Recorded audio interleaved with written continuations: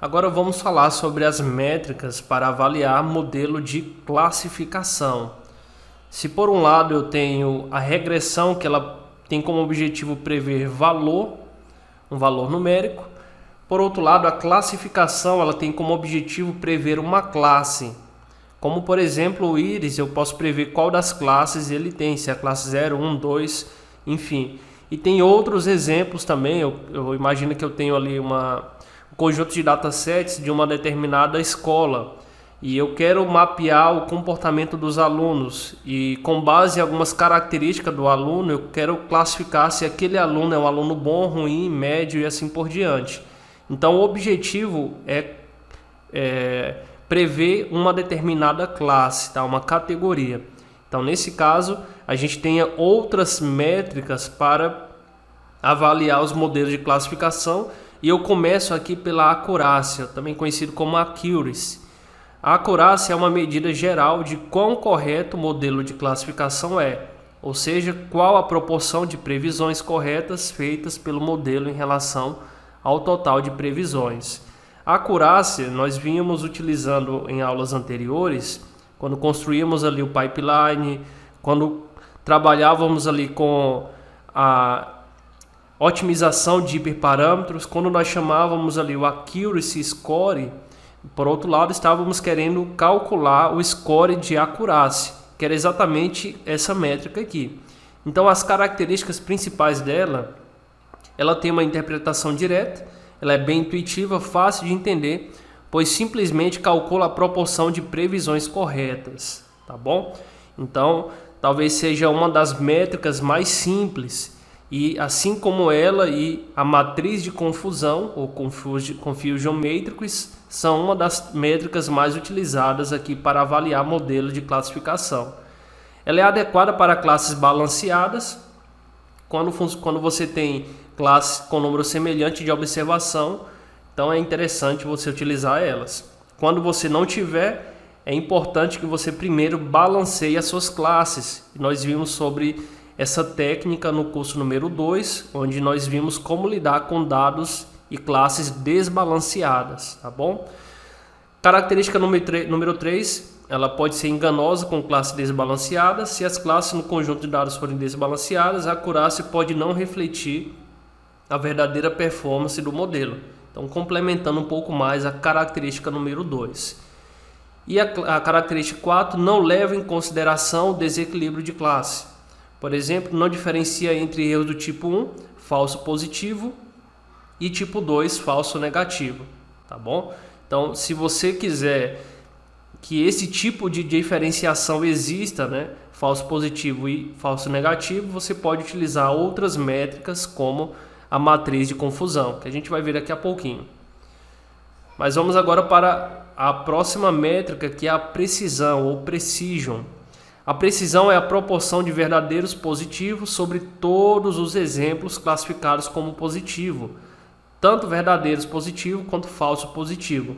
Então, se na acurácia eu levo apenas em questão os positivos, aqui eu verifico também os falsos positivos. A ideia então é verificar a proporção de verdadeiro positivo, true positive, sobre todos os exemplos classificados, seja o verdadeiro positivo, seja o falso positivo.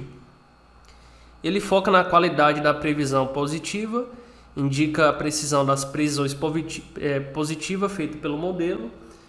Importante em situações onde falsos positivos são críticos. Então, quando os falsos positivos têm um custo maior do que os falsos negativos, então você pode utilizar a precisão. Ele não considera todos os positivos reais, pelo fato de não classificar incorretamente os negativos, então é um ponto também que você deve levar em consideração. E pode ser baixa com poucos exemplos positivos, já que ele trabalha muito bem apenas com os verdadeiros positivos e o falso positivo. Portanto, quando não for esse o caso, né, pode ser interessante utilizar uma outra técnica ao invés da precisão. Nós temos também o recall, que é a proporção de verdadeiros positivos sobre todos os exemplos que realmente são positivos, que é o verdadeiro positivo mais os falsos negativos, beleza? Então, é a proporção de um com o outro aqui. O foco, a principal característica, foco na capacidade de identificar todos os exemplos positivos, como nós vimos na descrição acima. Ele é importante em situações onde falsos negativos são críticos. Então, quando os falsos negativos têm um custo maior do que os falsos positivos, você pode utilizar o recall. Não considera todos os positivos previstos, pois não leva em conta que os falsos positivos foram classificados incorretamente como positivos. E pode ser baixo com muitos exemplos negativos, né, que é totalmente o oposto aí se eu não me engano, da acurácia, que a gente, da precisão, né, que a gente acabou de ver aqui, tá bom? Beleza, então tá aí mais uma técnica que a gente pode utilizar também. E aí, por último, nós temos a matriz de confusão, que sem dúvida nenhuma de todas é a mais utilizada. E basicamente a matriz de confusão seria a união de todas as outras técnicas que a gente viu. Então, ela gera uma tabela que descreve o desempenho de um modelo de classificação, mostrando o número de verdadeiros positivo, true positive, falso positivo, false positive, verdadeiro negativo, true negative, e falsos negativos, false negative.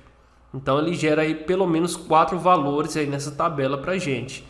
A característica dela, ela gera uma visão detalhada das previsões do modelo, fornecendo uma visão detalhada do desempenho em termos diferentes de erros e acertos. É a base para calcular outras métricas, como acurácia, precisão e recall. Então é por isso que ela costuma ser muito utilizada. Ela facilita a identificação de problemas no modelo, pois consegue identificar onde o modelo está errando mais, seja nos falso positivo ou falso negativo. Então isso aí traz uma informação muito importante também. E particularmente é útil para classes desbalanceadas. Ela ajuda a entender como o modelo está lidando com classe desbalanceada, destacando desproporções na capacidade de predição.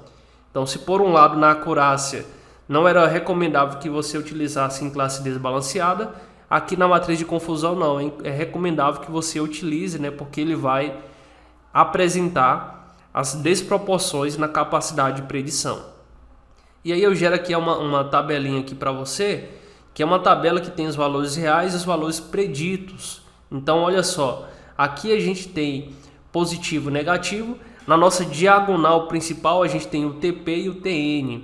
E na outra diagonal a gente tem o FN e o FP, tá bom? Então é importante internalizar essa tabelinha aqui, porque por incrível que pareça, né, já foi cobrada uma questão de concurso público sobre esse tipo de informação, tá bom? Então por isso que eu coloquei aqui para você a matriz de confusão, que é muito importante, e aí você memoriza aí essa tabelinha.